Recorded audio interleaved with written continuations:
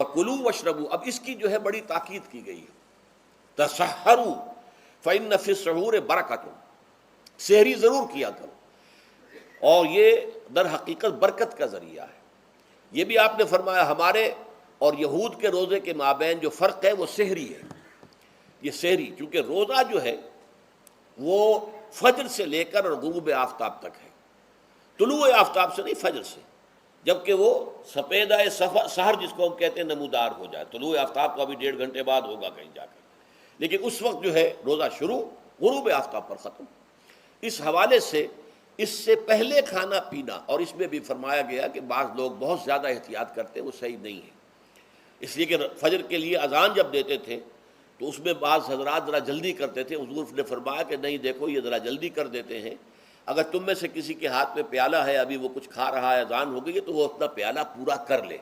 اس میں بھی تشدد کی ضرورت نہیں، جیسے کہ اس سے پہلے ہم پڑھ چکے یسروا ولا تعسروا، یرید اللہ بکم الیسر ولا یرید بکم العسر، اللہ تمہارے ساتھ آسانی چاہتا ہے، سختی نہیں چاہتا۔ تو اسی طرح فرمایا وَكُلُوا وَاشْرَبُوا حَتَّى يَتَبَيَّنَ لَكُمُ الْخَيْطُ الْأَبْيَضُ مِنَ الْخَيْطِ الْأَسْوَدِ مِنَ الْفَجْرِ ثُمَّ أَتِمُّوا الصِّيَامَ إِلَى اللَّيْلِ، پھر اب روزے کو پورا کرو رات تک۔ الی اللیل میں پھر بڑی بحثیں ہوئی ہیں۔ اس لفظ کی مناسبت سے اہل تشیع اس کے قائل ہیں کہ جب کہ خوب اندھیرا ہو جائے، لیکن اہل سنت کا اجماع ہے کہ غروب آفتاب اس سے مراد ہے، اس لیے کہ آغاز رات کا غروب آفتاب کے ساتھ ہے، اور اس میں بھی احادیث کے اندر آیا ہے کہ تعجیل کرنی چاہیے۔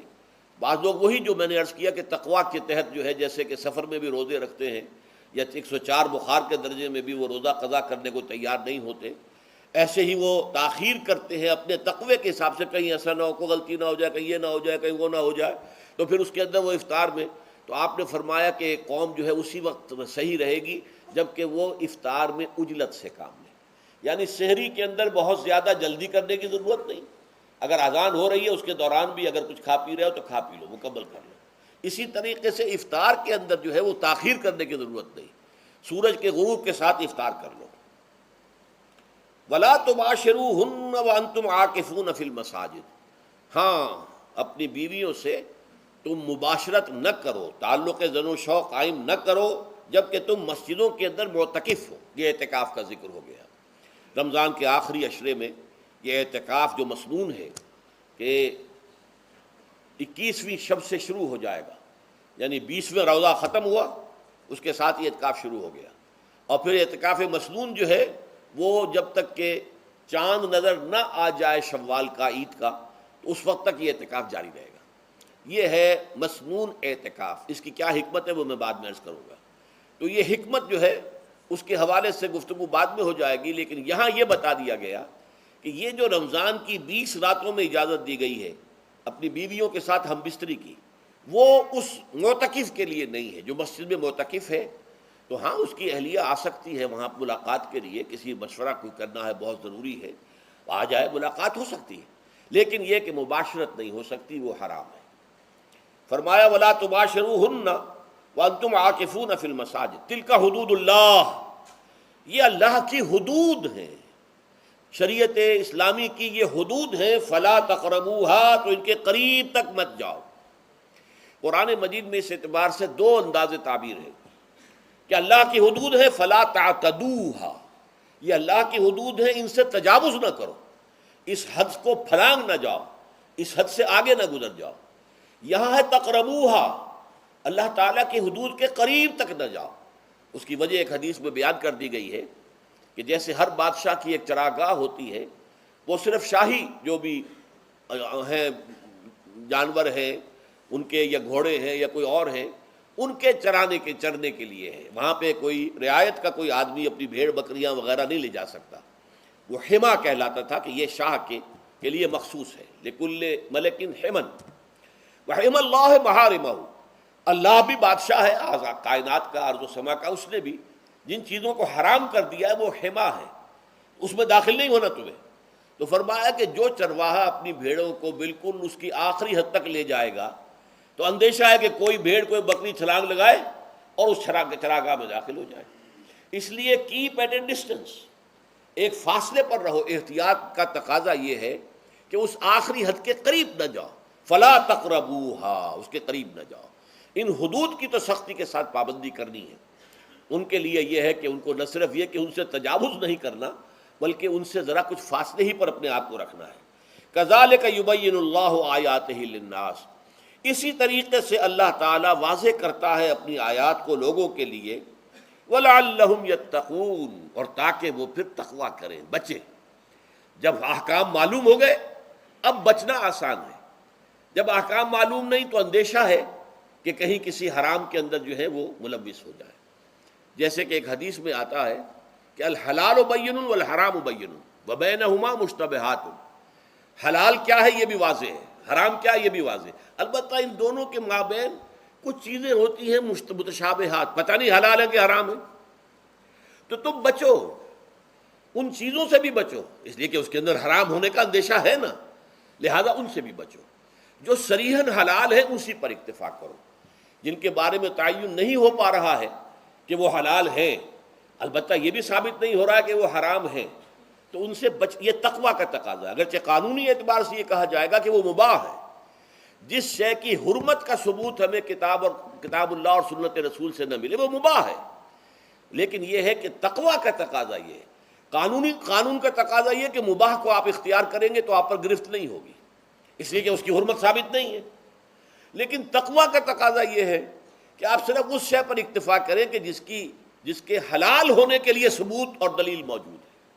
تو یہ ہے کہ تلک حدود اللہ فلا تقربوها کذالک یبین اللہ لکم للناس آیاتہ للناس لعلہم یتقون. یہ احکام ہے تکمیلی روزے کے، جس کے ضمن میں میں نے کچھ احادیث نبویہ کے حوالے سے بھی ان کی مزید وضاحت کر دی. اب آئیے تیسری بات، روزے کا اصل حاصل کیا ہے. اب پہلی آیت پر ہمیں توجہ دینی ہوگی. یا ایھا الذین آمنوا کتب علیکم الصیام، اہل ایمان تم پر روزہ فرض کیا گیا، لکھ دیا گیا، طے کر دیا گیا. اگرچہ جیسا کہ میں نے عرض کیا یہ ابتدائی حکم ہے اور اس میں وجوب علی تخییر وہ بعد میں آ چکا دوسری آیت میں. کما کتب علی الذین من قبلکم، جیسے کہ یہ فرض کیا گیا تھا ان پر جو تم سے پہلے تھے، یعنی یہود اور نصارہ، ان پر بھی یہ روزہ جو ہے یہ فرض تھا. البتہ احکام مختلف ہو گئے. جیسے جمعے کا دن اور جمعے کو چھوڑ کر یہودیوں نے سبت کا دن اختیار کیا، عیسائیوں نے جو ہے وہ سنڈے کو اختیار کر لیا، لیکن احکام میں فرق ہے. وہاں پورے سبت کے دن، ہفتے کے دن کاروبار دنیاوی مطلقاً حرام، لیکن ہمارے ہاں شریعت کے اندر آسانی پیدا کی گئی کہ صرف جمعے کی اذان سے لے کر نماز ادا ہو جانے تک وہ حرام ہے، لیکن باقی یہ ہے کہ اس سے پہلے بھی اگر کرو اور بعد میں جب فَإِذَا قُضِيَتِ الصَّلَاةُ فَانتَشِرُوا فِي الْأَرْضِ وَابْتَغُوا مِن فَضْلِ اللَّهِ، جب نماز ادا ہو چکے تو جاؤ، منتشر ہو سکتے ہو زمین میں اور اللہ تعالیٰ کے فضل کو تلاش کر سکتے ہو. تو اسی طریقے سے اگرچہ حکم روزہ جو ہے وہ تو سابقہ امتوں میں بھی تھا، لیکن یہ اس کے احکام جو ہیں ان کے اندر تغیر و تبدل ہے. کتب علیکم الصیام کما کتب علی الذین من قبلکم لعلکم تتقون، تاکہ تمہارے اندر تقوی پیدا ہو جائے. اب یہ ہے حکمت صوم کی پہلی آیت. تقوی کسے کہتے ہیں؟ بچنا. کس چیز سے بچنا؟ اللہ نے جو چیزیں حرام کی ان سے بچنا، اللہ کے احکام کو توڑنے سے بچنا. دیکھیے یہ لفظ جو ہے اس کا مادہ ہے وا، قاف اور یا، وقا. وقا یقی کے معنی ہے کسی کو بچانا. ہم دعا مانگتے وقنا عذاب النار، اے اللہ ہمیں آگ کے عذاب سے بچا لے. لیکن اتقا بنتا ہے باب افتعال، واو تے میں شامل ہو گئی تو اتقا، اور اسی سے تقوی ہے. تقوی کے معنی کیا ہے؟ بچنا، خود بچنا. وقا یقی دوسرے کو بچانا. بچنا اللہ کے احکام کو توڑنے سے، اللہ کی حرام کردہ چیزوں میں ملوث ہونے سے، اللہ کے غضب سے، غصے سے، اللہ کی ناراضگی سے، اور آخرت میں اللہ کے عذاب سے. یہ بچنے کی روش ہے. پوری زندگی میں بھی اس کو جاری رکھو. یہ تقویٰ زندگی میں کیا ہوگا؟ اللہ کے احکام کو توڑنے سے بچنا، اللہ کی حرام کردہ چیزوں میں ملوث ہو جانا، ان کا استعمال کرنا، کھانے پینے سے متعلق ہوں یا وہ شہوت سے متعلق ہوں یا کسی اور چیز سے متعلق ہوں، اس سے بچنا. اور یہ بچنا جو ہے آخرت میں نتیجہ خیز ہوگا. جہنم سے بچاؤ ہو جائے گا، آگ کے عذاب سے نجات مل جائے گی۔ اچھا، اب روزے کا اس سے تعلق کیا ہے یہ سمجھ لیجئے۔ دیکھیے، ہمارے گناہوں کا سب سے بڑا سبب ہمارے نفسانی تقاضے ہیں۔ ہم ایک حیوان بھی ہیں، اور حیوان سے برتر بھی کچھ ہے، وہ میں بعد میں عرض کروں گا، لیکن حیوان تو ہے۔ جیسے ہر حیوان کو کچھ خوراک کی ضرورت ہے، ہمیں بھی ضرورت ہے۔ ہر حیوان کو بقائے نسل کا معاملہ جنسی ہے، وہ ہمارا بھی ہے۔ ہر حیوان کو کوئی نہ کوئی سر چھپانے کی جگہ چاہیے، کوئی گھونسلہ ہو، کوئی کھو ہو، کوئی بل ہو، کچھ بھی ہو، کچھ تو چاہیے آخر۔ اسی طریقے سے ہمارے سارے تقاضے ہیں۔ حیوانات کو بھی آرام چاہیے، ہمیں بھی آرام چاہیے۔ یہ حیوانی تقاضے جو ہیں، جن کو ہم کہیں گے اینیمل انسٹنکٹس، ہمارے وجود کے اندر ہیں یہ، اور ان کا تقاضا ہمارے اندر سے ابھرتا ہے۔ اسی کو اڈ اینڈ لیبیڈو کہا ہے فرائڈ نے۔ جدید نفسیات کا بابا آدم جو ہے وہ فرائڈ ہے، اس نے اسے اڈ اور لب سے تعبیر کیا ہے، اس سے اوپر سیلف کو لایا ہے، اور اس کے بعد جو ہے وہ سپر ایگو ہے۔ تو یہ تین درجے اس نے متعین کیے ہیں، اور میں اس کی دقت نظر، ایکیوٹی آف آبزرویشن کا بہت قائل ہوں۔ اگرچہ نظریات کا جو نتیجہ اس نے نکالا ہے وہ غلط ہے، لیکن ایکویٹی آف آبزرویشن کا قائل ہوں کہ اس نے انسانی شخصیت کے 3 لیولز کو آئیڈینٹیفائی کیا ہے۔ یہی 3 لیولز ہمارے ہاں ہیں، نفس، قلب، روح، یہ 3 لیولز ہیں۔ اس نے کہا اڈ اینڈ لیبیڈو یہ لویسٹ ہے، پھر ایگو، سیلف، پھر سپر ایگو۔ 3 لیول وہ بھی مانتا، اگرچہ ان کی تعبیر اس نے غلط کی ہے، لیکن جہاں تک اڈ اور لیبیڈو کی تعبیر ہے وہ صحیح ہے، وہ حیوانی تقاضے ہیں۔ اچھا، ان حیوانی تقاضوں کے بارے میں یہ بات بالکل واضح رہنی چاہیے کہ یہ اندھے بہرے ہیں۔ انہیں صرف اپنی گریٹیفیکیشن، اپنے تسکین سے جو ہے ساری بحث ہے، اس سے کوئی غرض نہیں کہ حلال ذریعے سے ہو، حرام ذریعے سے ہو۔ پیٹ کھانے کو مانگتا ہے بھوک کے اندر، اب آدمی جو ہے حرام کے اندر بھی بیمار بیٹھتا ہے، یہاں تک کہ خود شریعت اجازت دیتی ہے کہ اگر جان پر بن جائے، آدمی جو ہے وہ فاقے سے مر رہا ہو، تو وہ کوئی حرام چیز کھا کر بھی اپنی جان بچا سکتا ہے، لیکن عام حالات میں نہیں۔ لیکن ہو سکتا ہے ہمارا چٹخارا جو ہے وہ حرام کی طرف ہمیں لے جائے۔ کسی کو واقعتاً اللہ نہ کرے کہ سور کے گوشت کا چسکا لگ جائے، وہ اس کے بغیر بچتا ہی نہیں، کھاتا ہے۔ شراب کی عادت ہو گئی، پیتا ہے، یہ نہیں۔ تو ہمارا پیٹ مانگتا ہے، اور اسے اس سے غرض نہیں کہ حلال سے کھایا ہے یا حرام سے کھایا ہے۔ ہماری شہوت اپنی تسکین چاہتی ہے، اسے اس سے غرض نہیں کہ حلال سے یا حرام سے، جائز سے یا ناجائز سے۔ اسی طریقے سے ہمارے تمام تقاضے جو حیوانی ہیں، ایک تو یہ کہ بہت زوردار ہیں، اور چونکہ وہ اندھے بہرے ہیں، لہذا جو قرآن میں کہا گیا ان النفس لامارۃ بالسوء، یہ نفس تو بدی کا حکم دیتا ہی ہے۔ یہ گویا کہ اس کے اندر رجحان جو ہے انہیرنٹ ہے کہ وہ بدی کی طرف انسان کو ترغیب دلاتا ہے، چاہے وہ اپنی ضروریات سے متعلق ہو، چاہے چٹخاروں سے متعلق ہو، چاہے جو بھی لذت اسے درکار ہے اس سے متعلق ہو، چاہے وہ جنسی لذت ہے، اور چاہے وہ طعام کی، یعنی جسے ہم کہتے ہیں کہ انسان جو ہے وہ اپنے پیٹ اور فرج کا غلام بن کر رہ جائے، اس لیے کہ جو تقاضا بھی آیا ہے اس کو وہ پورا کر رہا ہے۔ یہ جو کیفیت انسان کی ہے، اس کے لیے ایک مشق جو ہے وہ روزہ فراہم کرتا ہے۔ روزے کے آپ نے 12، 13، 14 گھنٹے کا بھی روزہ ہوتا ہے، بعض جگہوں پر 16، 17 گھنٹے کا روزہ ہوتا ہے۔ اس عرصے میں آپ اپنے نفس کو حلال چیزوں سے بھی روکے رکھتے ہیں۔ اس منہ زور گھوڑے کو جو ہے آپ اس کی لگام کس کر رکھتے ہیں کہ حلال بھی نہیں کھانے دے رہے۔ بھوک لگی ہوئی ہے، کھانا بہترین موجود ہے، نہیں کھا سکتے، اللہ کا حکم نہیں ہے، اللہ کی اجازت نہیں۔ شدید پیاس ہے، بہترین مشروبات فریج میں رکھی ہوئی ہے، نہیں کھا سکتے، نہیں پی سکتے، جائز نہیں ہے، حالانکہ حلال ہے، حرام نہیں ہے۔ بیوی موجود ہے، یا جیسے کہ لونڈیوں کا معاملہ ہوتا تھا، لونڈی موجود ہے، لیکن نہیں، آپ اپنی شہوت جو ہے وہ اس سے پوری نہیں کر سکتے۔ یہ پابندیاں نفس کے اوپر لگانا، یہ ایک مشق ہے، یہ ایک ریاضت ہے۔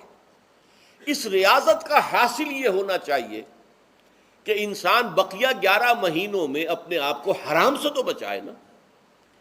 یہاں وہ حلال سے رکا ہوا ہے اللہ کے حکم سے، کہ حلال چیز بھی نہیں کھا رہا، دن بھر نہیں پی رہا، دن بھر نہیں اپنی کوئی شہوت پوری کر رہا، دن بھر حلال ذرائع سے بھی، تو اس سے اس کے اندر یہ ایک اس کو ہم کہیں گے سیلف کنٹرول پیدا ہو جائے، اپنے نفس کو قابو میں کر لے۔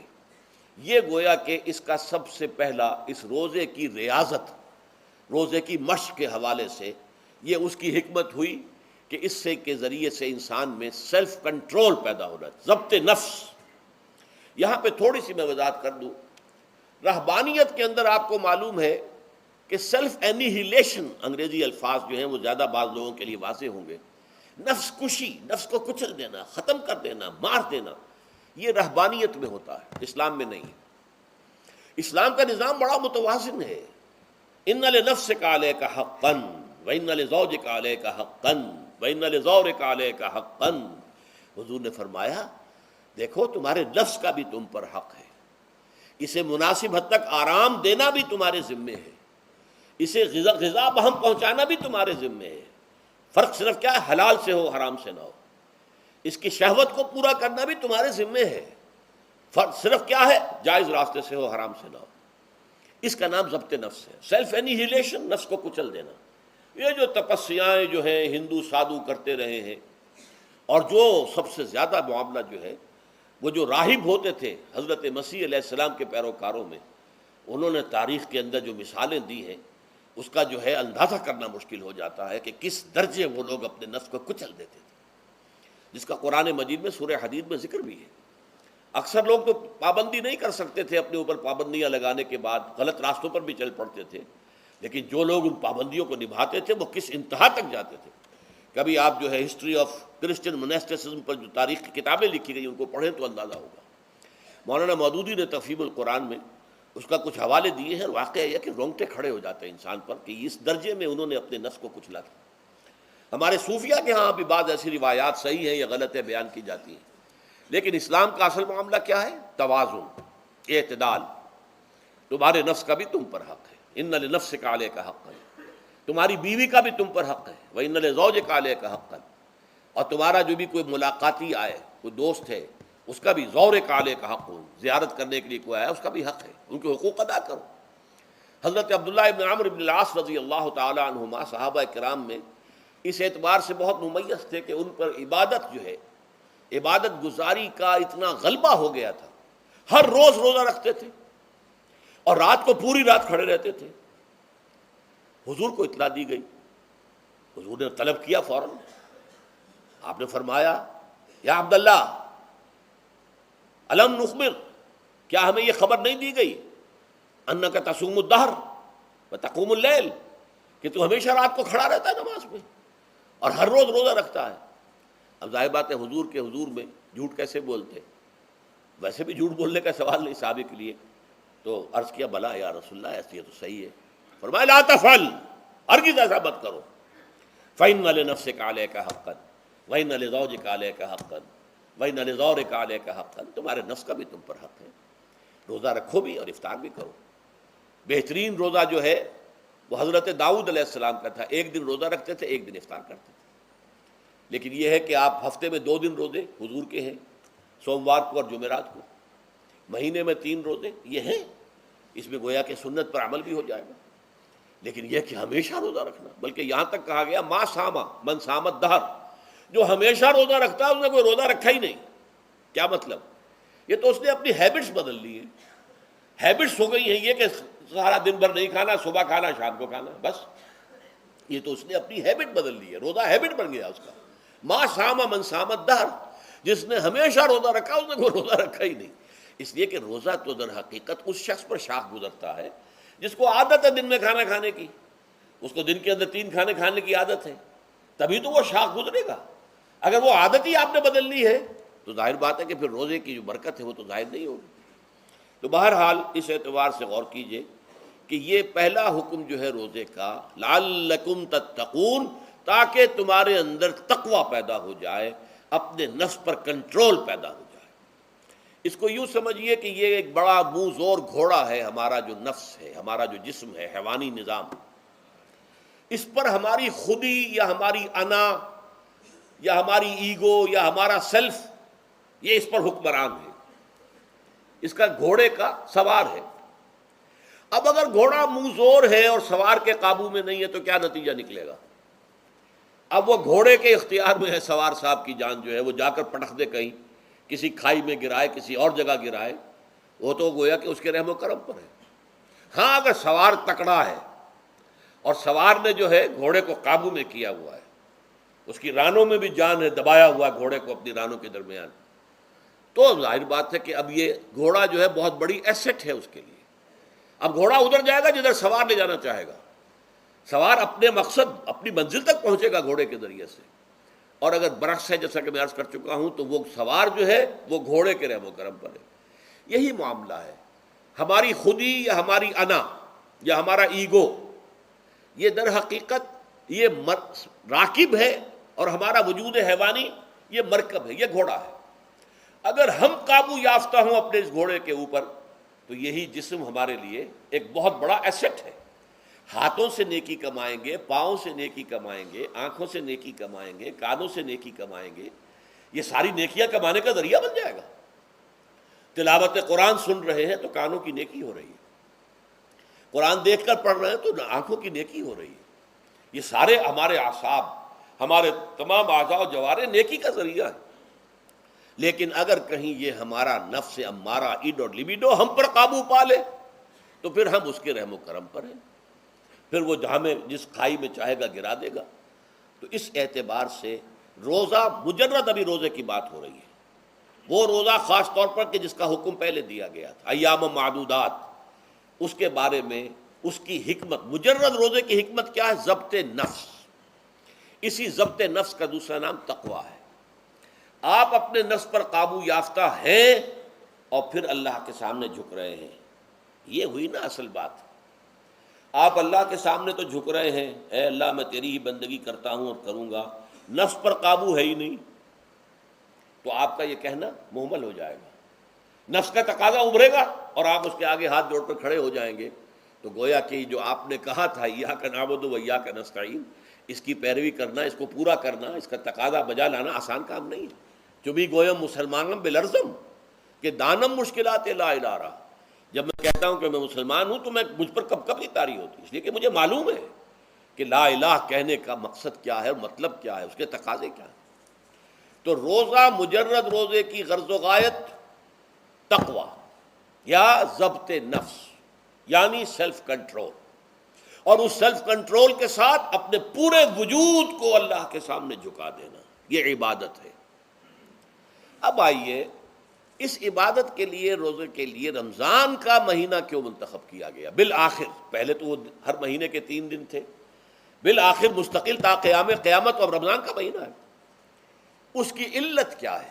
ظاہر بات ہے کہ سارے 12 مہینے اللہ ہی کے ہیں، ہفتے کے سارے دن اللہ ہی کے ہیں، دنوں میں سید الایام جمعے کا دن ہے، مہینوں میں سید الاشہر، یہ جتنے مہینے ہیں ان میں سردار جو ہے مہینوں کا وہ رمضان مبارک ہے۔ کیوں ہے؟ اب آپ پڑھیے تیسری آیت، شہر رمضان الذی انزل فیہ القرآن، رمضان کا مہینہ وہ ہے جس میں قرآن نازل کیا گیا۔ اور اس کی مزید کیا ہے تشریح کہ رمضان ہی میں وہ لیلۃ القدر ہے جس میں قرآن نازل کیا گیا۔ اب یہاں 2 چیزیں علیحدہ علیحدہ سمجھ لیجئے۔ ہمیں معلوم ہے کہ قرآن حضور پر نازل ہوا 32 برس میں، نہیں 22 برس میں، 610 عیسوی سے لے کر اس موضوع پر آج شام کو تقریر ہوگی انشاءاللہ مفصل تعارف قرآن کے ضمن میں، بعد نماز عشاء قرآن اکیڈمی کی مسجد میں، کیونکہ معلوم نہیں کہ آج چاند ہو جائے گا یا نہیں ہو جائے گا، لہذا دورہ ترجمہ قرآن کل سے شروع ہوگا، اور آج جو ہے تعارف قرآن اور سورہ فاتحہ کا کچھ مفہوم میں بیان کروں گا، تاکہ یہ کہ رمضان مبارک کے لیے تمہید ہو جائے۔ پھر اگر چاند ہو گیا تو چھوٹی چھوٹی صورتوں کے ساتھ ہم تراویح مکمل کر لیں گے، ترجمہ قرآن کے ساتھ تراویح کل سے شروع ہوگی۔ بہرحال اس ضمن میں رمضان کا چناؤ جو ہوا ہے تو یہ ترجیح بلا مرجح نہیں ہے، ایسے ہی نہیں ہے کہ یوں ہی اس کو ترجیح دے دی گئی، اس کی حکمت ہے، غایت ہے، علت ہے، اس کا سبب ہے۔ رمضان کا مہینہ وہ ہے جس میں قرآن نازل کیا گیا، اسی میں وہ لیلۃ القدر ہے جس میں قرآن نازل کیا گیا، اگرچہ ہم جانتے ہیں کہ حضور پر قرآن نازل ہوا ہے 22 برس میں، 610 عیسوی سے 632 تک۔ اس معمے کو کیسے حل کریں گے؟ اس کا حل کیا ہے رمضان مبارک کی ایک شب مبارک لیلۃ القدر میں پورا قرآن لوح محفوظ سے دفعتاً پورا کا پورا سمائے دنیا، پہلا آسمان جو ہے ہمارا، اس کے اوپر نازل کر دیا گیا۔ اس کے لیے لفظ انزلہ، انزلہ ینزل انزالن کے معنی ہے دفعتاً کسی چیز کو اتار دینا، اور نزلہ ینزل تنزیلا کے معنی ہے رفتہ رفتہ درجہ درجہ درجہ درجہ درجہ اتارنا۔ اعلام، عالم یعلم اعلاما، کسی شے کو خبردار کر دینا، بتا دینا، بس ہم نے بتا دیا، تم جانو، تمہارا کام۔ تعلیم یہ ہے اس کو درجہ بدرجہ سمجھانا، اس کے دماغ میں اتارنا، دیکھنا کہ اتنی بات سمجھ گیا تو اگلی بات سمجھانا، یہ سمجھ میں آ گئی تو اگلی بات، تعلیم اس کو کہتے ہیں۔ تو انزال دفعتاً اتار دینا، تنزیل رفتہ رفتہ تدریجاً تھوڑا تھوڑا کر کے اتارنا۔ تو حضور پر تنزیل ہوئی ہے، فَإِنَّهُ نَزَّلَهُ عَلَىٰ قَلْبِكَ، جبرائیل نے اس قرآن کو تھوڑا تھوڑا تھوڑا تھوڑا کر کے نزلناہ تنزیلا، رتلناہ ترتیلا، ہم نے تھوڑا تھوڑا کر کے اتارا ہے۔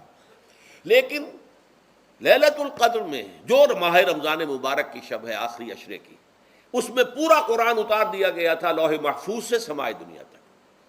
شہر رمضان الذی انزل فیہ القرآن ھدی للناس وبینات من الہدی والفرقان۔ یہ قرآن کیا ہے، کیا بنا کر نازل کیا گیا، یہ حال ہے، یہ لوگوں کے لیے، پوری نوع انسانی کے لیے ہدایت ہے، اور یہ ہدایت بینات کی شکل میں آئی، واضح تعلیمات جن میں کوئی شک و شبہ کی گنجائش نہیں، از خود روشن۔ بینہ اسے کہتے ہیں وہ شے جو از خود روشن ہو، جس کو ہم کہتے ہیں کہ آفتاب آمد، دلیل آفتاب، جب سورج طلوع ہو گیا تو اپنے وجود پر وہ خود دلیل ہے، اسے کسی اور دلیل سے ثابت کرنے کی ضرورت نہیں ہے، از خود واضح۔ تو بینات من الہدی، جو قرآن کی بنیادی ہدایت ہے وہ بینات پر مشتمل ہے، واضح چیز ہے، جو انسان کے لیے، اس کی فطرت کے لیے جانی پہچانی چیزیں ہیں، یہ کوئی باہر کی چیز نہیں آ رہی ہے، اس کے قلب کی گہرائیوں کے اندر یہ سب کچھ موجود ہے، اور اس کی گواہی اس کے قلب کی گہرائیوں سے نکلتی ہے کہ ہاں دیکھنا تقریر کی لذت کے جو اس نے کہا، میں نے یہ جانا کہ گویا یہی میرے دل میں ہے، اس نے تو میرے اپنی فطرت کی ترجمانی کی ہے۔ والفرقان، بینات من الہدی والفرقان، یہ بینات کا اطلاق فرقان پر بھی ہو رہا ہے، حق و باطل کے اندر فرق کر دینے والی شے۔ بین صورت میں یہ حق ہے، یہ باطل ہے، یہ جائز ہے، یہ ناجائز ہے، یہ غلط ہے، یہ صحیح ہے۔ یہ ہے قرآن مجید کی عظمت کا بیان۔ ویسے تو عظمت قرآن، قرآن مجید کے اندر بہت سے مقامات پر آئی ہے، اور بڑے ہی پرشکو انداز میں بھی آئی ہے، لیکن یہ اس وقت موقع نہیں ہے اس میں جانے کا۔ یہاں جو قرآن کا تعارف کرایا گیا، ھدی للناس وبینات من الہدی والفرقان، اور یہ رمضان میں نازل کیا گیا، لہٰذا رمضان کا مہینہ جو ہے اس عبادت کے لیے خاص اور مختص کر لیا گیا۔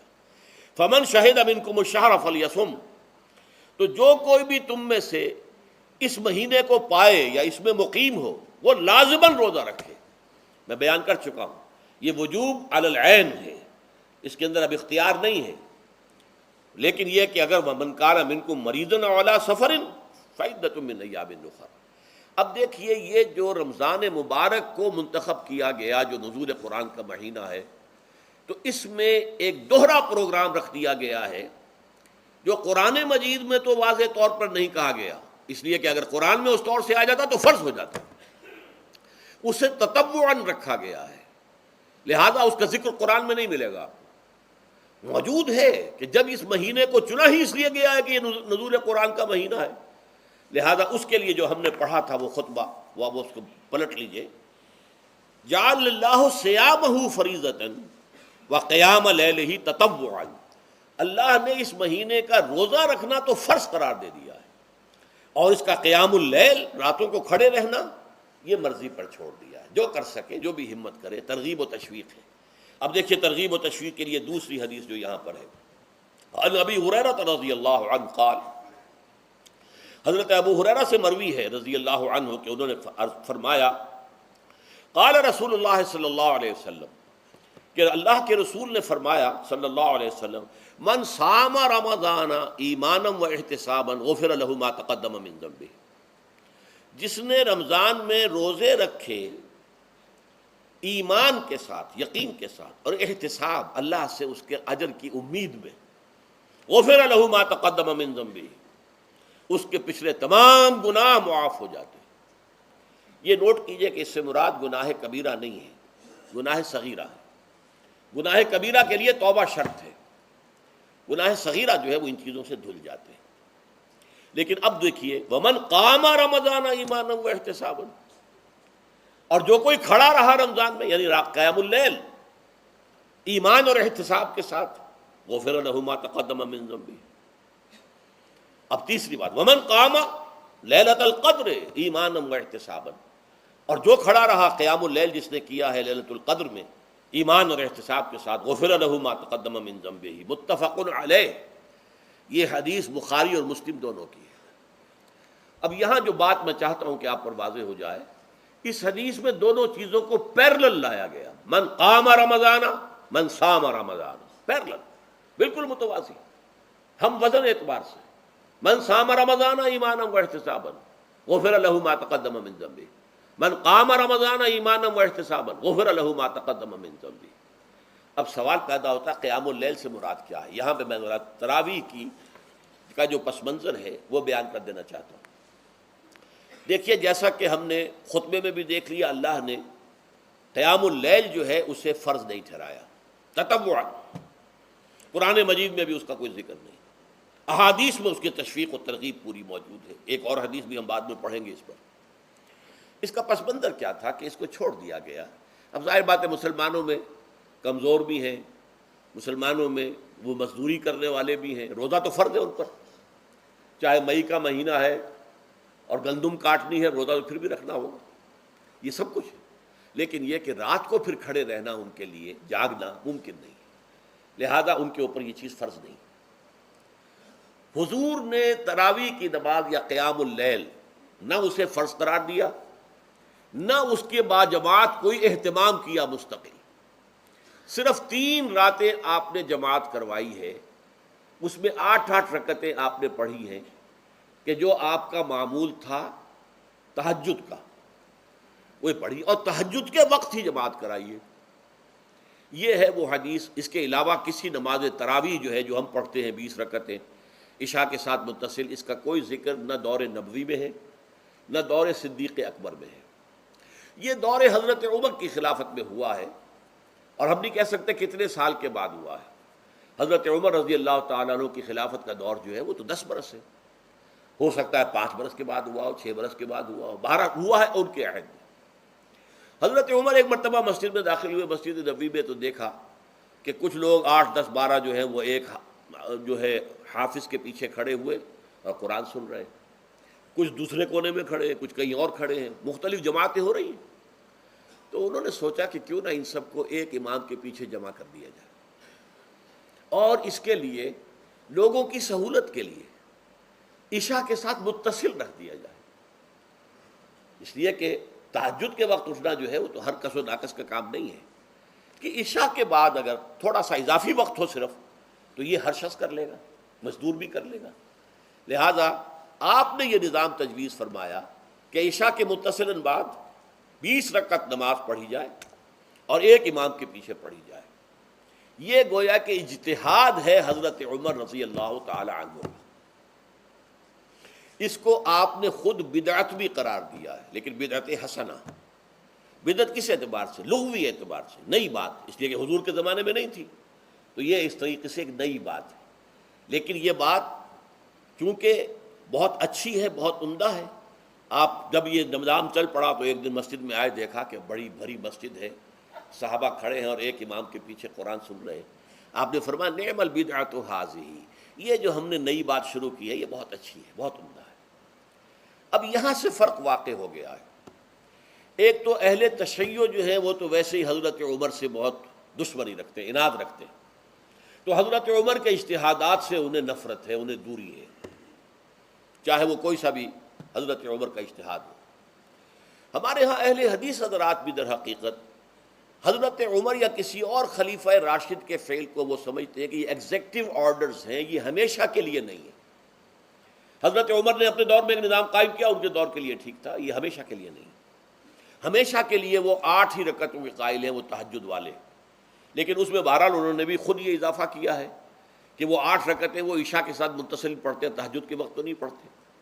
اور حضور نے تو صرف 3 روز جو ہے وہ کرائی تھی جماعت، وہ لوگ 30 دن یا 29 دن پڑھ رہے ہیں، تو اضافہ تو انہوں نے بھی کر دیا، وہ نظام میں تبدیلی تو ہو گئی. لیکن اہل سنت جو کہلاتے ہیں، ہمارے جو 4 جو ہیں، جو ہمارے مسلک ہیں، حنفی، مالکی، شافعی، حنبلی، ان کا اتفاق ہے اس پر حضرت عمر کا، کیونکہ ان کے سامنے اصول یہ ہے کہ حضور نے فرمایا علیکم بسنتی وسنت الخلفاء الراشدین المہدیین، تم پر لازم ہے کہ میری سنت کو پکڑو مضبوطی کے ساتھ، اور میرے خلفائے راشدین مہدیین جو ہیں ان کی سنت کو پکڑو. اس اصول سے یہ چاروں فقہیں جو ہیں حضرت عمر کے اجتہادات جو ہیں ان کو بھی پابندی سمجھتے ہیں کہ تمام عمر کے لیے قیامت تک کے لیے امت مسلمہ پر ان کی پیروی لازم ہے. لہذا اس میں اجماع ہے، اور یہاں تک کہ یہ سب سے آخری جو اس میں مسلک پیدا ہوا ہے زمانی اعتبار سے، سب سے پہلے مسلک جو ہے حنفی پیدا ہوا ہے، پھر مالک کی پیدا ہوا ہے، پھر شافعی پیدا ہوا ہے، اور پھر حنبلی آخری ہے. اور امام احمد ابن حنبل بہت بڑے محدث بھی ہیں. مسند احمد ابن حنبل جو ہے وہ بہت بڑی کتاب ہے، بہت اہم کتاب ہے، جامع کتاب ہے. تو ان کے ہاں بھی 20 رکعتیں ہیں. چنانچہ حرمین شریفین میں، سعودی عرب میں، مکے اور مدینہ منورہ میں جو نماز تراویح ہوتی ہے اس کی 20 رکعتیں ہیں. لیکن اہل حدیث حضرات جو ہیں وہ اس 8 کے اوپر اکتفا کرتے ہیں. بہرحال یہ ایک اختلاف ہے جو میں نے اس کا پس منظر بیان کر دیا. لیکن اس 20 رکعت نماز سے ادا کرنے سے، جو کہ زیادہ سے زیادہ 50 منٹ یا 1 گھنٹہ لگتا ہے، اس سے وہ قیام اللیل کا حق ادا نہیں ہوتا. قیام اللیل کا تو کچھ اور ہی تقاضا ہے. قیام کسے کہتے ہیں؟ یہ سورہ مزمل سے واضح ہوتا ہے. یا ایھا المزمل قم اللیل الا قلیلا نصفہ او انقص منہ قلیلا او زد علیہ ورتل القرآن ترتیلا. آدھی رات یا آدھی رات سے کچھ کم، یعنی تہائی رات، یا آدھی رات سے کچھ زائد، 2/3 رات، یہ ہے قیام اللیل. چنانچہ سورہ مزمل ہی کی آخری آیت جو دوسرا رکوع مشتمل ہے جس پر، اس میں صاف کہہ دیا گیا ان ربک یعلم انک تقوم ادنی من ثلثی اللیل ونصفہ وثلثہ وطائفۃ من الذین معک. اے اللہ کے نبی، اللہ خوب واقف ہے کہ آپ بھی اور آپ کے ساتھ ایک جماعت بھی رات کو کھڑی رہتی ہے، 2/3 رات یا آدھی رات یا 1/3 رات. تو یہ سارا معاملہ جو ہے قیام اللیل کا، گویا کہ کم سے کم 1/3 رات پر اس کا اطلاق ہو سکے گا، یہ نہیں کہ 1 گھنٹے. اب اس کے ضمن میں دیکھیے حدیث پڑھیے. تیسری حدیث ہے ان عبداللہ ابن عمرو ابن العاص رضی اللہ تعالی عنہ. یہ وہی عبداللہ ابن عمرو ہے جن کی میں نے آپ کو حدیث پہلے سنائی ہے. یہ ساری رات کھڑے رہتے تھے، پوری رات، اور ہر روز روزہ رکھتے تھے، جس پر حضور نے منع کیا، لا تفعل، مت کرو ایسا. رضی اللہ عنہما، یہ خود بھی صحابی ہیں اور ان کے والد عمرو بن العاص بھی صحابی ہیں. ان رسول اللہ صلی اللہ علیہ وسلم قال، کہ اللہ کے رسول صلی اللہ علیہ وسلم نے فرمایا الصیام والقرآن یشفعان للعبد. روزہ اور قرآن بندے کے حق میں شفاعت کریں گے. یقول الصیام، روزہ یہ عرض کرے گا اللہ کی جناب میں، اے رب پروردگار، انی منعتہ الطعام والشہوات بالنہار، میں نے تیرے اس بندے کو دن کے دوران کھانے پینے سے اور اپنی شہوت کا تقاضا پورا کرنے سے روکے رکھا، یہ میری وجہ سے روکا رہا، تو میری شفاعت اس کے حق میں قبول فرما. فشفعنی فیہ، میری شفاعت اس کے حق میں قبول فرما. ویقول القرآن، قرآن کیا کہے گا؟ منعتہ النوم باللیل، میں نے اسے رات کے وقت سونے سے، نیند سے روکے رکھا. فشفعنی فیہ، تو اس کے حق میں میری شفاعت قبول فرما. حضور فرماتے ہیں فیشفعان، ان دونوں کی شفاعت قبول کی جائے گی. یہ ہے قیام اللیل. یہ قیام اللیل صرف تراویح کی نماز سے جو پڑھ لی جاتی ہے، اور ہمارے ہاں تو یہ ہے، وہاں کم سے کم یہ تو تھا، صحابہ کرام کھڑے ہوتے تھے تو جو قاری پڑھ رہا ہوتا تھا وہ ان کے دل میں اترتا جاتا تھا، اس کا مضمون اور مفہوم جو ہے ان کو معلوم ہے، لہذا وہ اس کی زبان سے نکلا ہوا ہر لفظ ان کے قلب کی گہرائیوں تک اتر رہا ہے. یہاں تو یہ ہے پیرٹ لائک حافظ ہے، اسے خود پتہ نہیں میں کیا پڑھ رہا ہوں. اکثر حفاظ جو ہیں وہ عالم تو نہیں ہوتے، اور جو سن رہے ہیں انہیں کچھ پتہ نہیں ہم نے کیا سنا ہے. تو ٹھیک ہے، کم سے کم ثواب تو انہیں ملے گا کہ انہوں نے وقت نکالا ہے، 1 گھنٹہ ہی اضافی صحیح، لیکن بہرحال اس کا وقت تو انہوں نے نکالا ہے، محنت کی ہے، کھڑے رہے ہیں، ثواب ملے گا. لیکن جو مقصد ہے وہ حاصل نہیں ہوتا. اس مقصد کے حصول کے لیے اول تو قیام اللیل کی کم سے کم مدت 1/3. اگر کوئی شخص فرض کیجئے کہ اس کے ہاں کوئی اور انتظام نہیں ہے، جیسا کہ ہمارے ہاں ہم نے انتظام کیا ہے بڑے بڑے شہروں میں دورہ ترجمہ قرآن، اس میں ہمیں 5 گھنٹے لگ جاتے ہیں، نصف شب کے قریب جو ہے معاملہ ہو جاتا ہے. اس میں کیا ہوتا ہے کہ ہر 4 رکعت سے پہلے جو اس کے اندر پڑھا جانا ہے حصہ قرآن کا، اس کا پہلے ہم مطالعہ کرتے ہیں بیٹھ کر، ترجمہ اور کچھ موٹے موٹے نکات کی جو ہے وضاحت.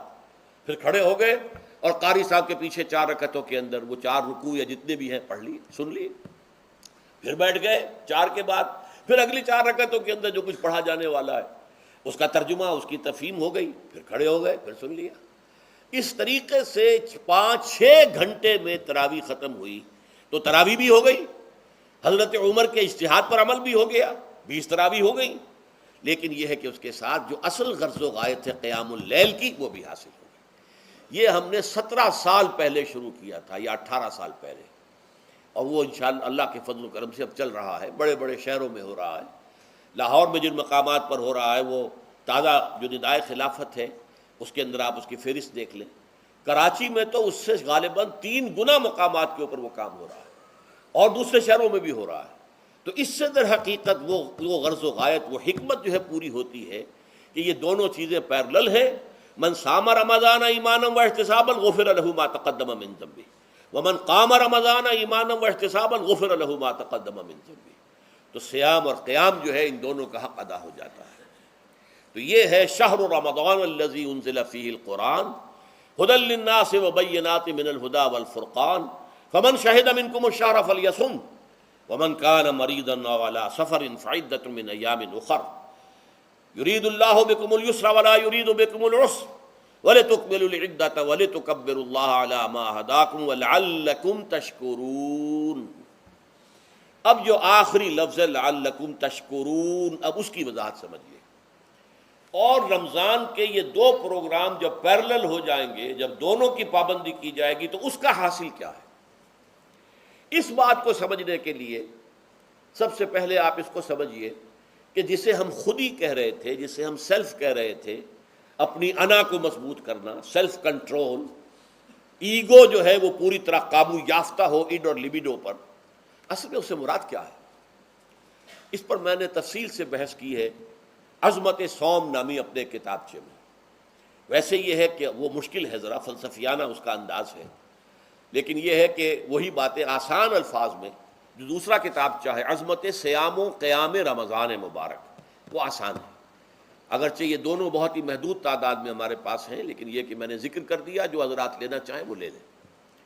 لیکن یہ ہے کہ اس میں اصل پس منظر کیا ہے. دیکھیے ہمارا جو وجود ہے انسان کا، یہ کمپوزٹ ہے، مرکب ہے. ہمارے 2 وجود ہیں جو جوڑ دیے گئے. کیسے جوڑ دیے گئے ہم نہیں جانتے، لیکن ہے 2 وجود. ایک وجود حیوانی ہے، میں نے عرض کیا تھا پہلے ہی، ہر انسان ایک حیوان بھی ہے مکمل، سارے حیوانی تقاضے ہمارے اندر بھی ہیں. لیکن حیوان اور انسان میں بنیادی فرق یہ ہے کہ انسان کا جو اصل وجود ہے وہ روحانی ہے. اس روحانی وجود کی وجہ سے انسان کا وہ مقام ہوا کہ تمام فرشتوں کو اس کو سجدہ کرنے کا حکم دیا گیا. فَإِذَا سَوَّيْتُهُ وَنَفَخْتُ فِيهِ مِن رُوحِي فَقَعُوا لَهُ سَاجِدِينَ. فرشتوں سے کہہ دیا گیا تھا کہ میں ایک بشر پیدا کرنے والا ہوں مٹی سے. جب میں اسے پیدا کر لوں اور اس کی ناک پلک سنوار دوں، 2 پلک درست کر دوں، تو پھر اس کے سامنے اور اس میں اپنی روح میں سے پھونک دوں تو گر پڑنا اس کے سامنے سجدے میں. حیوان انسان اور انسان روحانی یہ دونوں مل کر اب آدم بنے ہیں. نمبر 2، اس حیوان انسان کا وجود زمین سے ہے، مٹی سے پیدا کی، مٹی سے، گارے سے، طین لازب سے، چپچکانے والے گارے سے، وہ جس میں کہ بدبو پیدا ہو جائے، یہ ساری باتیں کہی گئی ہیں. اور سائنس بھی کہتی ہے مٹی سے پیدا ہوئے. کیسے پیدا ہوئے اس میں اختلاف ہے، لیکن یہ کہ ہے مٹی ہماری اوریجن، قرآن بھی کہتا ہے اور سائنس بھی کہتی ہے. اور ہمارے وجود کو جب وہ تھک جائے، مزمحل ہو جائے، اس کی انرجی کم ہو جائے، تو اس کے لیے جو غذا ہے، جو تقویت ہے، وہ بھی ساری زمین سے آ رہی ہے. آپ نے پھل کھائے، آپ نے گندم کھائی، آپ نے چاول کہاں سے آ رہے ہیں؟ اچھا بکری کا گوشت کھایا تو بکری کا گوشت کس چیز سے بنا ہے؟ اس نے گھاس کھائی ہے، اس نے پتے کھائے ہیں، وہیں سے تو بنا ہے نا۔ الٹیمیٹ سورس آپ کے وجود حیوانی کے لیے جو آ رہی ہے وہ زمین ہے۔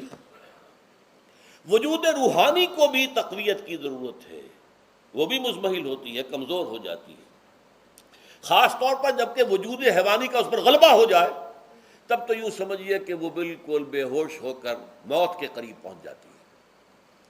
اس کی تقویت، اس کی غذا وہیں سے آئی ہے جہاں سے روح آئی ہے، وہ کلام ربانی ہے، روح ربانی۔ نفخت فیہ من روحی من روحی من روحی، میں پھونک دوں اس میں اپنی روح میں سے۔ روح کا تعلق ذات باری تعالیٰ کے ساتھ ہے۔ اسی طرح کلام ربانی کہاں سے آیا ہے؟ اللہ تعالیٰ کے پاس سے آیا ہے، یہ اس کی تقویت کا ذریعہ ہے۔ اب عام حالات میں کیا ہوتا ہے؟ ہمارا یہ وجود حیوانی چھایا ہوا ہے ہمارے وجود کے اوپر، بیچاری روح جو ہے دبی رہتی ہے، پسی رہتی ہے۔ اگر خدا نے خواستہ ہم گناہ گار بھی ہیں، گناہ پر گناہ کا ارتکاب کر رہے ہیں، تو وہ روح جو ہے وہ قلب کے آئینے شیشے کے اندر ہے۔ فیہا مصباح المصباح فی زجاجہ الزجاجہ تو کانہا کوکب دری، قلب جو ہے ایک شیشے کے مانند ہے جس کے اندر روح کا چراغ جل رہا ہے۔ اب اگر یہ اوپر جو شیشہ ہے اس پر دھواں آ گیا، لالٹین کی چمنی پر دھواں آ گیا، تو اب روشنی باہر تو نہیں آئے گی۔ اگر انسان گناہ کرتا ہے تو قلب پر رین زنگ آ جاتا ہے، یا حضور نے فرمایا ایک داغ لگ جاتا ہے، اور گناہ کرتا ہے اور داغ لگتا ہے، اور گناہ کرتا ہے اور داغ، یہاں تک کہ بالآخر پورا قلب سیاہ ہو جاتا ہے۔ اب وہ روح اندر بند ہو گئی، وہ دفن ہو گئی۔ اس کے لیے اب ضروری ہے کہ اب ایک پروگرام ایسا دیا جائے جو ریورس ہو جائے۔ دن میں روزہ رکھواؤ تاکہ وہ جو اینیمل انسٹنکٹس ہے وہ دبے، تو جب یہ وزن جو ہے اس کے اوپر کم ہوگا تو کچھ سائی آف ریلیف اسے ملے گی۔ جیسے بے ہوش آدمی پڑا ہے، اسے کوئی ہلکا سا ہوش آ رہا ہے، آپ نے پانی کے کچھ چھینٹے دیے، اس کے بعد آپ نے رات کو کھڑے ہو کر قرآن کے انوار کو اتارا، بارش برس رہی ہے روح انسانی کے اوپر، قلب روحانی، قلب انسانی کے اوپر، جس میں کہ وہ روح جو ہے وہ دفن ہے، وہ زندہ ہوگی اثر نو، ہوش میں آئے گی۔ اور ہوش میں آئے گی تو دو کام ہوں گے، ایک تو اسے قرآن کی عظمت کا احساس ہوگا، یہ قرآن میری حیات تازہ کا ذریعہ بنا ہے، میں دب گئی تھی، میں پس گئی تھی، میں بے ہوش تھی، میں نیم مردہ تھی، اس قرآن کی بارش نے، یہ ترشح جو ہوا ہے مجھ پر، اس نے مجھے حیات تازہ عطا فرمائی۔ یہ جو قدر کا احساس ہوگا قرآن کا، لعلکم تشکرون، تاکہ تم قرآن کی عظمت سے واقف ہو جاؤ۔ ایک انسان بھوک کی وجہ سے اس کا شوگر لیول اتنا گر گیا کہ بے ہوش پڑا ہوا، اب ظاہر بات ہے کہ آپ اسے کچھ پانی کے چھینٹے دیں گے تو کچھ ہوش میں آئے گا، پھر غذا دیں گے تو اب وہ پوری توانائی پر آئے گا، تو معلوم ہوگا اسے اس غذا کی کیا قدر و قیمت ہے۔ اگر آپ کو بھوک ہی نہیں لگتی تو غذا بے معنی شے ہے، پیاس ہی نہ لگے تو آپ کو کیا معلوم کہ اس پانی کے اندر کتنی بڑی عظمت ہے، یہ میرے لیے کتنا بڑا انعام و احسان ہے اللہ کا۔ وہ تو پیاس پر جان پر بنی ہوئی ہو، اور پیاس اس وقت آپ کو ایک گھونٹ پانی کوئی دے دے تو آپ کو معلوم ہوگا دنیا و مافیہ سے بڑھ کر ہے یہ ایک گھونٹ پانی جو مجھے ملا ہے۔ اسی طرح جب روح دبی ہوئی تھی حیوانی وجود کے بوجھ تلے، جبکہ وہ نیم خوابیدہ یا نیم بے ہوش یا بالکل بے ہوش تھی، وہ دن میں تو روزہ رکھ کر اس پر سے حیوانی وجود کا وزن کم کیا گیا، اسے ایک ریلیف ملی۔ رات کو قرآن مجید کے انوار و برکات اس میں جذب کیے گئے تو اس کو پوری توانائی حاصل ہوئی۔ اس پوری توانائی کا پہلا نتیجہ تشکر، قرآن کا شکر، الحمدللہ الذی انزل علی عبدہ الکتاب ولم یجعل لہ عوجا۔ پھر وہ قلب کی گہرائیوں سے نکلے گا، سارا شکر اس اللہ کے لیے جس نے اپنے بندے پر صلی اللہ علیہ وسلم کتاب نازل کی اور اس میں کوئی کجی نہیں رکھی، کسی طرح کی ایش پیچ نہیں۔ یا تبارک الذی نزل الفرقان علی عبدہ لیکون للعالمین نصیرا، بڑی بابرکت ہے وہ ذات جس نے اپنے بندے پر فرقان نازل فرمایا تاکہ وہ تمام جہان والوں کے لیے نذیر اور خبردار کرنے والا بن جائے۔ یہ قرآن کی عظمت کا احساس، اور ظاہر بات ہے جس قدر کسی نعمت کی قدر و قیمت کا احساس ہوگا اسی قدر تو آپ شکر ادا کریں گے۔ اگر آپ نے کسی بچے کے ہاتھ پر ہیرا رکھ دیا، اسے کیا پتا یہ ہیرا کس بلا کا نام ہوتا ہے؟ وہ سمجھے گا کانچ کا ٹکڑا ہے. لیکن اگر کوئی واقعتاً کو جوہر شناس ہو، جوہری ہو، اس کو آپ ہیرا دیں گے تو اسے معلوم ہے کہ مجھے کیا چیز دی گئی ہے. اس کے اندر جو شکر پیدا ہوگا وہ اس بچے کے اندر تو نہیں پیدا ہو سکتا جسے معلوم ہی نہیں. تو قرآن مجید کی اصل عظمت سے انسان واقف کب ہوگا؟ جب کہ اس کے ذریعے سے اس کی روح کو ایک حیات تازہ مل جائے، اور اس طرح وہ پروگرام ریورس ہو جائے جو عام طور پر چل رہا تھا. ساری توجہ اپنے جسم پر، اس کے تقاضوں پر. جسم میں تھوڑی سی پھنسی نکل آئی ہے، بھاگ رہے دوڑ رہے ہیں اس کے علاج کے لیے. کوئی اور مرض لاحق ہو گیا ہے، بھاگ رہے ہیں دوڑ رہے ہیں اس کے علاج کے لیے، بڑی بڑی فیسیں بھی دے رہے ہیں. ساری جسم کی پرواہ ہے نا. روزانہ نہا رہے ہیں اور اچھے سے اچھا صابن لا کر نہا رہے ہیں، وہ جسم کی پرواہ ہے نا، اس کی دیکھ بھال ہے. روح کی طرف توجہ ہی نہیں.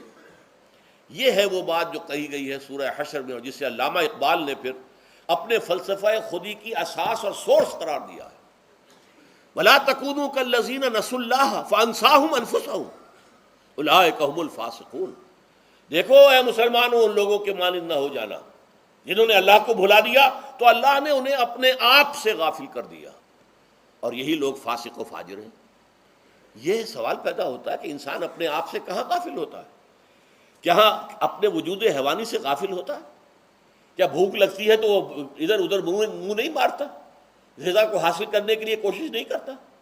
پیاس لگتی ہے تو کیا پانی یا کوئی اور مشروب تلاش نہیں کرتا؟ کوئی بیماری لاحق ہوتی ہے تو کیا اس کے علاج کی طرف توجہ نہیں کرتا؟ اسے آرام کی حاجت ہوتی ہے تو آرام نہیں لیتا؟ اپنے اس وجود سے تو غافل نہیں. کون سے وجود سے غافل ہوا ہے؟ وہ روحانی وجود سے غافل ہے. بھول گیا کہ میرے اندر روحانی وجود بھی ہے اور اس کا تعلق ذات باری تعالیٰ کے ساتھ ہے. اس نے سمجھا کہ میں بس حیوان ہوں، نرا حیوان ہوں، اپنے اس وجود کی اصل حقیقت ہی سے بے خبر، غافل. چنانچہ آج کے دور کا سب سے بڑا المیہ کیا ہے؟ ڈاروین کے نظریے کے جو اثرات پیدا ہوئے ہماری معاشرت پر، ہماری سوچ پر، ہمارے فکر پر، ہمارے فلسفے پر، ہماری سوشولوجی پر، وہ کیا ہے کہ ہم بھی نرے حیوان ہیں. اللہ اللہ خیر صلی اللہ. یہ سب سے بڑی محرومی ہے اس دور کی کہ انسان اپنے اصل شرف سے خود ہی مستعفی ہو گیا. ہمارا کوئی وجود ہے ہی نہیں روحانی وغیرہ. روح کسے کہتے ہیں ہم نہیں جانتے، بس یہ جسم ہے. ہم اللہ کو نہیں جانتے کون ہے کون نہیں ہے. ہوگا ہم تو اس کائنات کو جانتے ہیں. ہم روح سے واقف نہیں، ہم تو اپنے جسم کو واقف ہیں. آخرت سے ہمیں کچھ پتہ نہیں، شاید ہو شاید نہ ہو، کچھ پتہ نہیں. لیکن یہ زندگی تو ہے، اسے ہم جانتے ہیں. یہ ہے آج کے انسان کا سب سے بڑا المیہ، اور یہ ہے ماس اسکیل کے اوپر ارتداد. ذہنی طور پر مرتد ہو چکے ہیں انسانوں کی عظیم اکثریت مرتد ہو چکی ہے. یہ ہے در حقیقت کہ روزہ جو ہے اس پروگرام کو آ کر ریورس کرتا ہے. دن میں کھانے پینے، جنسی تقاضے پر پابندی، وہ وجود حیوانی کا وزن کچھ کم ہوا. روح جو دبی ہوئی تھی، یا سسک رہی تھی، یا بے ہوش تھی، یا نیند مردہ تھی، اسے کچھ ریلیف ملا.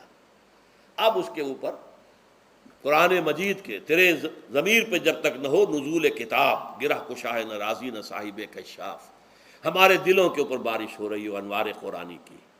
وہ ظاہر بات ہے کہ بغیر سمجھے تو نہیں ہوگی بارش. وہ تو آپ کوئی سمجھ رہے ہوں گے تو بارش ہوگی، ورنہ تو یہ ہے کہ ٹھیک ہے میں پہلے بھی عرض کر چکا ہوں، آپ کو ثواب تو ملے گا، لیکن یہ ہے کہ وہ اصل مقصد قرآن کی عظمت کا قلب کی گہرائیوں سے اعتراف جو ہے، اور اس پر اللہ کا شکر تو ادا ہوگا. لعلکم تشکرون، جبکہ قرآن مجید جو ہے آپ کے قلب کے اوپر نازل ہے، اس کا مفہوم نازل. اچھا، اس کا دوسرا نتیجہ کیا نکلتا ہے؟ جب وہ روح جو ہے وہ ہوش میں آئے گی، اس کو حیات تازہ مل گئی، وہ اپنے اصل مرکز اور منبع اور سرچشمہ کی طرف جو ہے متوجہ ہوگی. عربی زبان کا ایک مقولہ ہے، کل شیء یرجع الی اصلہ، ہر شے اپنی اصل جڑ کی طرف جو ہے لوٹتی ہے. ہمارا وجود حیوانی زمین سے زمینی کی طرف لوٹتا ہے، یعنی مرنے کے بعد زمینی میں چلا جائے گا. اور نمبر دو، دنیا میں بھی زمینی خواہشات، زمینی تمنائیں، آرزوئیں وہ ہیں. ولکنہ اخلد الی الارض، جیسے کہ سورہ وہ کہا گیا ہے بلعام بن باعورہ کے بارے میں سورہ اعراف میں، وہ تو زمین ہی کی طرف دھنستا چلا گیا. ہماری روح کا منبع اور سرچشمہ ذات باری تعالیٰ ہے، وہ امر رب ہے، لہذا فوراً انسان اپنے رب کی طرف متوجہ ہوتا ہے. یہ اللہ کی طرف متوجہ ہو جانا اور پھر اس سے ہم کلام ہونا، اور اس سے دعا کرنا، یہ ہے روزے کا اصل مقصد۔ جب صیام اور قیام رمضان مبارک کا دوہرا پروگرام ہوگا تو روح انسانی یا انسان کا حیوانی وجود اپنے مرکز کی طرف مائل پرواز تھا۔ حسن، اس کو کہہ لیجئے اپنے مرکز کی طرف مائل پرواز ہے روح، ہر شے اپنے اصل کی طرف لوٹتی ہے، لہذا یہ اللہ کی طرف متوجہ ہوگی۔ یہ اللہ تعالیٰ کی طرف متوجہ ہونے کا معاملہ دنیا میں رہا ہے کہ لوگ کہیں جنگلوں میں جا کر تپسیائیں کر کے، غاروں میں بیٹھ کے، بڑی بڑی ریاضتیں کر کے کیا چاہتے تھے؟ مجھ کو ہے تیری جستجو، مجھ کو تیری تلاش ہے، خالق میرے کہاں ہے تو، مجھ کو تیری تلاش ہے۔ میں نے یہ نظم جو ہے تقریباً 6 سال جو ہے ہر روز صبح، ہمارا جو ہائی اسکول تھا اس میں جو صبح پریئر ہوتی تھی، لوگ سب جمع ہوتے تھے، پورا اسکول جو ہے اس کے ہمارے طلباء، تو یہ نظم جو ہے پڑھی جاتی تھی۔ مجھ کو ہے تیری جستجو، مجھ کو تیری تلاش ہے، خالق میرے کہاں ہے تو، مجھ کو تیری تلاش ہے۔ روح انسانی چاہتی ہے اللہ کا تقرب، اللہ کے قریب ہونا، اللہ سے رشتہ استوار کرنا۔ یہ وجود حیوانی حائل ہے اس کے راستے میں، یہ حیات دنیاوی اس کے لیے پنجرا بن گئی ہے، اس روح کے لیے یہ ایک در حقیقت ایک قید خانہ ہے۔ جیسے کہ حضور نے فرمایا کہ الدنیا سجن المومن و جنت الکافر، مومن کے حق میں یہ دنیا قید خانہ ہے، اس کی روح جو ہے یہاں آ کر اس جسد حیوانی کے اندر جو ہے وہ دفن ہو گئی ہے، قید خانہ ہے، اس پنجرے میں بند ہو گئی۔ تو لیکن وہ کافر کے لیے یہی باغ و بہار ہے، یہیں پر عیش کرنے ہیں، یہیں پر مزے لوٹنے ہیں۔ تو اس سے در حقیقت ریلیف ملتا ہے، تو انسان متوجہ ہوتا ہے اللہ کی طرف اور دعا کرتا ہے، اللہ سے ہم کلام ہوتا ہے۔ یہ ہے در حقیقت روزے اور رمضان کا جو دوسرا نتیجہ نکلتا ہے اور بلند ترین نتیجہ ہے، اس کا ذکر ہے آیت نمبر 4 میں۔ اور یہ کہ بہت سے لوگ ایسے ہیں جو قرآن مجید میں نظم کے بہت قائل ہیں، لیکن میں حیران ہوں کہ اس نظم کے اندر اس کے ربط اور رشتے کو وہ تلاش کرنے سے قاصر رہے۔ وَإِذَا سَأَلَكَ عِبَادِي عَنِّي فَإِنِّي قَرِيبٌ، جب روح بیدار ہو جائے گی، اسے حیات تازہ ملے گی، تو اے نبی میرے بندے جب آپ سے پوچھیں میرے بارے میں، وہ میرا تقرب چاہتے ہیں، میرا قرب چاہتے ہیں، وہ چاہتے ہیں مجھ سے ہم کلام ہونا، وہ چاہتے ہیں کہ مجھے ان کے ساتھ، ان کو میرے ساتھ ایک نسبت مل جائے۔ وَإِذَا سَأَلَكَ عِبَادِي عَنِّي فَإِنِّي قَرِيبٌ، انہیں بتا دیجیے میں قریب ہی ہوں، میں دور نہیں ہوں۔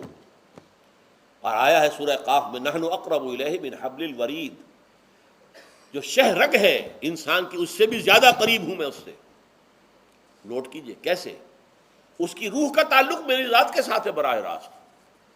اس کی مثال بھی میں دے چکا ہوں کئی اپنے کتابوں کے اندر، عظمت صوم نامی کتاب سے پڑھیں گے، جو حضرات بھی سمجھ سکے پوری طرح اس کو، اس کے اندر یہ بات بیان ہوئی۔ اور اسی لیے دیکھیے حدیث آخری پڑھ لیجئے کہ حضور نے قرار دیا ہے کہ روزہ جو ہے تمام عبادات کے اندر ایک بالکل منفرد شان کا حامل ہے۔ وعن ابی ہریرہ رضی اللہ تعالی عنہ، اور یہ متفق علیہ روایت ہے، بخاری اور مسلم دونوں کی۔ قال رسول اللہ صلی اللہ علیہ وسلم، قال اللہ عز وجل، اسے حدیث قدسی کہتے ہیں۔ حضور نے فرمایا کہ اللہ فرماتا ہے، تو یہ حدیث بھی ہو گئی کہ حضور نے ہمیں بتائی، اور حدیث قدسی ہو گئی کہ اللہ کا قول ہے جو حضور نقل کر رہے ہیں۔ قرآن مجید وحی جلی ہے، یہ وحی خفی ہے، لیکن یہ عام حدیثوں کے مقابلے میں اس کا مرتبہ اور مقام بہت بلند ہے کہ حضور فرما رہے کہ اللہ فرماتا ہے۔ یقول اللہ عز وجل کل عمل ابن آدم لہو، ابن آدم کا ہر عمل، ہر نیکی اس کے اپنے لیے، اپنے فائدے کے لیے، الا الصوم، سوائے روزے کے، فإنہ لی وأنا اجزی بہ یا اجزا بہ، یہ میرے لیے ہے اور میں خود ہی اس کی بدلہ دوں گا یا میں خود ہی اس کا بدلہ ہوں۔ یہ دونوں ترجمے ہیں۔ عظمت صوم میں نے تفصیل سے بحث کی ہے کہ ویسے تو نماز بھی اللہ کے لیے، اقم الصلاۃ لذکری، حج کس لیے ہے؟ للہ علی الناس حج البیت من استطاع الیہ سبیلا، اللہ کے لیے ہے۔ زکوٰۃ کس کے لیے؟ اللہ کے نام پر دی جا رہی ہے، اللہ کے لیے دی جا رہی ہے۔ صوم میں بات کیا ہے؟ صوم میں اصل چیز ملحوظ کیا ہے؟ روح انسانی کو تازہ کرنا، زندہ کرنا، اس کی حیات تازہ کا بندوبست کرنا، اور روح کا تعلق ذات باری تعالیٰ کے ساتھ ہے۔ اس تعلق کی مثال یوں سمجھیے جیسے ہمیں معلوم ہے سورج کا فاصلہ ہم سے کتنا ہے، کروڑ میل، لیکن سورج کی کرن جو وہاں سے چل کر یہاں تک پہنچی ہے، کیا اس کا تعلق سورج سے منقطع ہے؟ سورج کے ساتھ تو تعلق قائم ہے۔ اسی طرح روح انسانی ذات باری تعالیٰ سے بہت دور آ کر کہہ لیجئے ہمارے وجود کے اندر آ گئی، ہمارے قلب کے اندر متمکن ہو گئی، لیکن کیا اس کا تعلق اللہ کی ذات سے منقطع ہے؟ نہیں۔ لیکن یہ روح ہی اگر مزمحل ہو گئی تو تعلق منقطع ہو جائے گا، اس لیے کہ اس روح کے اندر ہی جان نہیں رہی۔ یہ روح تازہ ہوگی تو اس کا تعلق اللہ کی ذات کے ساتھ اثر نو استوار ہو جائے گا۔ اس لیے یہ کہا یہ میرے لیے، الا الصوم فانہ لی، یہ میرے لیے، وانا اجزی بہ یا اجزا بہ، میں خود ہی اس کا بدلہ دوں گا یا خود ہی اس کی جزا ہوں، خود ہی اس کی جزا ہوں۔ اللہ کے اس بندے کا تعلق میرے ساتھ ایسا قائم ہو جائے گا کہ گویا کہ اسے میں مل گیا، اور میرا یہ مل جانا ہی در حقیقت انسانیت کی معراج ہے۔ اور دعا کے بارے میں جان لیجئے کہ حضور نے فرمایا الدعاء مخ العبادہ، دعا جو ہے عبادت کا اصل جوہر ہے، لب لباب ہے۔ اور یہ بھی کہا الدعاء هو العبادہ، دعا ہی اصل عبادت ہے، دعا ہی اصل عبادت ہے۔ دعا جو ہے وہ روح ہے اس کی۔ اور علامہ اقبال نے اپنے لیکچرز میں جو یہ خطبہ رکھا ہے اس موضوع کے لیے، میننگ آف پریئر ان اسلام، بڑا عظیم ہے۔ اس نے جو نقشہ کھینچا ہے کہ یہ پریئر کیا ہے؟ انائے صغیر، یہ ایگو میرا، میری انا، میری خودی، انائے صغیر، انائے کبیر کے روبرو آتی ہے۔ انائے کبیر اللہ، اننی انا اللہ لا الہ الا انا، یہ انا، انائے کبیر اللہ کی انا، وہ عظیم انا، اور یہ چھوٹی سی محدود سی انا۔ تو ہے محیط بے کراں، میں ہوں ذرا سی آبجو، یا مجھے ہم کنار کر یا مجھے بے کنار کر۔ اقبال نے پتہ نہیں کس جگہ کس کیفیت میں ڈوب کر یہ شعر کہا ہے۔ اے اللہ تو تو ایک ایسے سمندر کے مانند ہے کہ جس کا کنارہ ہی نہیں ہے، اور میں چھوٹی سی ایک پانی کی ایک چھوٹی سی ندی ہوں، آبجو ہوں چھوٹی سی۔ اب کیا شکل ہے؟ یا تو مجھے اپنے آپ میں ملا لے تاکہ میں بھی ناپیدا کنار ہو جاؤں۔ دریائے سندھ کا پانی جب سمندر میں گر جاتا تو سمندر ہی بن جاتا، اور یا پھر مجھے بھی بے کنار کر دے، میری وجود کو بھی اتنی وسعت دے دے کہ کوئی کنارہ نہ رہے۔ اب یہ کیا اس نے سمجھا، کیا کہا، لیکن میں نے وہی انائے کبیر انائے صغیر۔ ایک ہے نماز ہم پڑھ لیتے ہیں، آپ نے سارا پڑھ لیا، سارا تعدیل ارکان بھی کر لی، لیکن اگر آپ کا اللہ کے ساتھ ڈائریکٹ کمیونین اور ڈائریکٹ کمیونیکیشن قائم نہیں ہوا تو نماز، جس کو کہ کہا گیا کہ الصلاۃ معراج المومنین، جو قرب حضور کو حاصل ہوا معراج میں، وہ ایک بندہ مومن دنیا میں رہتے ہوئے حاصل کر سکتا ہے نماز میں، اگر اس کی روح جو ہے واقعتاً ہم کا نام ہو رہی ہو الحمدللہ رب العالمین الرحمن الرحیم مالک یوم الدین اہدنا الصراط المستقیم ایاک نعبد و اگر ہم واقعتاً ایسے کہہ رہے ہوں کہ ہمیں احساس ہو کہ ہم اللہ کے حضور میں حاضر ہیں اور عرض کر رہے ہیں، سجدہ کریں تو حدیث میں آتا ہے کہ ایسے محسوس ہو کہ گویا کہ میں نے اپنا سر اللہ کے قدموں میں رکھ دیا ہے۔ یہ ہے نماز۔ اب جو گفتگو ہو رہی ہے یہ ہم کلامی ہے، الصلاۃ معراج المومنین، اہل ایمان کے حق میں یہ نماز جو ہے یہ معراج کے درجے میں۔ لیکن یہ نماز کیسے نصیب ہوگی اگر روح سوئی ہوئی ہے، دبی ہوئی ہے، پسی ہوئی ہے، مزمحل ہے یا مردہ ہے؟ یہ نماز کیسے حاصل ہوگی؟ چاہے آپ 5 وقت کی نماز پڑھ رہے ہوں، چاہے آپ نے ہیبٹ بنا لیا ہو نماز کو، چاہے خوش بھی ہو گیا ہو، لیکن یہ کہ جب تک وہ روح بیدار نہ ہو، جب تک ہم کلامی نہ ہو، افلاق سے آتا ہے نالوں کا جواب آخر، اٹھتے ہیں حجاب آخر، کرتے ہیں خطاب آخر، جب تک یہ نہ ہو، جیسے کہ میں ایک حدیث قدسی انشاءاللہ آج سناؤں گا سورہ فاتحہ کے ضمن میں، کہ اللہ تعالیٰ کے سامنے جب کھڑا ہو کر انسان جب کہتا ہے انی وجہت وجہی للذی فطر السماوات والارض حنیفا، دائیں بائیں سے بالکل اپنا تعلق کاٹ کر میں نے اپنا رخ کر لیا ہے اس اللہ کی طرف جس نے آسمانوں اور زمین کو پیدا کیا۔ اب یہ توجہ وجہ تو اگر یہ تو ہے چہرہ تو ہم نے کر دیا خانہ کعبہ کی طرف، اندر سے ہماری روح متوجہ نہیں ہوئی، وہ سوئی پڑی، اسے پتہ ہی کچھ نہیں کہ کیا ہو رہا ہے، تو اس صورت میں وہ کیا ہے، ظاہری بات تو پوری ہو گئی، نماز کا ثواب ہو جائے گا، فرض کی ادائیگی کا ثواب مل جائے گا، لیکن وہ اصل نماز تو حاصل نہیں ہوتی۔ یہ ہے وہ بات کہ وَإِذَا سَأَلَكَ عِبَادِي عَنِّي فَإِنِّي قَرِيبٌ، اے نبی جب میرے بندوں کی روحیں بیدار ہو جائیں، توانا ہو جائیں، حیات تازہ سے وہ ہم کنار ہو جائیں، اور پھر وہ میرے بارے میں پوچھیں، وہ میرا تقرب حاصل کرنا چاہتے ہیں، تو آپ سے پوچھیں تو کہیے میں قریب ہی ہوں۔ اجیب دعوت الداع اذا دعان، یہ ہے وہ دعا، میں ہر پکارنے والے کی پکار، ہر دعا کرنے والے کی دعا کو سنتا ہوں، قبول کرتا ہوں، جواب دیتا ہوں جہاں کہیں بھی مجھے پکارے۔ اذا دعان، اس میں در حقیقت وہ مفہوم آ گیا ہے there and then where ever، آپ اپنے گھر میں ہو کر پکاریں اللہ کو، آپ بستر پر لیٹے ہوئے پکاریں اللہ کو، الذین یذکرون اللہ قیاما وقعودا وعلی جنوبہم، ہاں ٹھیک ہے، بعض مقامات بعض اوقات قبول دعا کے لیے زیادہ سازگار ہیں، حرم میں جا کر دعا مانگی جائے، اور منا میں، عرفات میں خاص طور پر، جبل رحمت پر خاص طور پر، ملتزم جو ہے کعبے کا اس پر خاص طور پر، وہ ایام بھی ہیں خاص، لیکن یہ نہیں ہے کہ بقیہ دنوں میں آپ کے اور اللہ کے درمیان کو بڑا فاصلہ ہے۔ یہ سارا دنیا میں مشرکانہ نظاموں نے تصور پیدا کیا، اللہ تو دور ہے دور ہے دور ہے دور ہے، پاک ہے پاک ہے پاک، تم ناپاک ہو ناپاک ہو ناپاک ہو، اور تم تو بڑی پستی میں پڑے ہو، تم اللہ سے براہ راست ہم کلام نہیں ہو سکتے۔ کوئی درمیانی چاہیے، کوئی لنکس چاہیے، کوئی پجاری ہوگا، کوئی پروہت ہوگا، کوئی پنڈت ہوگا، کوئی پیر ہوگا، کوئی پادری ہوگا، کوئی پوپ ہوگا، اس کے ذریعے سے تم اللہ سے ہم کلام ہو، خود نہیں۔ اور جب ذریعے بیچ میں آ گئے تو ان کی مٹھی گرم کرو، ان کی چاپلوسی کرو، ان کو بھی جو ہے چادریں چڑھاؤ، ان کو نذرانے پیش کرو۔ یہ ہے بدترین ایکسپلائٹیشن جو مذہب کے ذریعے سے نوع انسانی کی ہوئی ہے۔